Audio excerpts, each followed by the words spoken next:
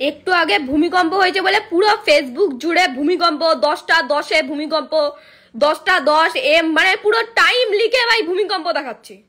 আর বলতে পারটা লোকজন ওটা ভূমিকম্প হয়েছে, ওপর দিয়ে শোনা পড়েনি, মানে একটু জোরে হলে মরে পড়ে থাকবে সবাই। মানে এত কিসের ফুর্তি ভাই এদের, ভূমিকম্প নিয়ে মাতামাতি। এতদিন কাঞ্চনের বিয়ে নিয়ে মাতামাতি করেছে মানলাম, ভূমিকম্প নিয়ে এত মাতামাতি।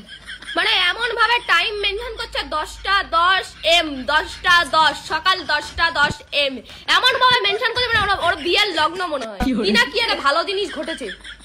মানে আগে মানে এরা কোনোদিনও আগে ভূমিকম্প বা আর্থকুয়েক ব্যাপারে শোনেনি, এরা আগে মানে শুনতে বুঝতে পারে না, প্রথমবার দেখেছে, প্রথমবার মানে মজার একটা জিনিস দেখেছি ওই জন্য লোককে জানাতে হবে প্রথমবার শোনা পেয়েছি।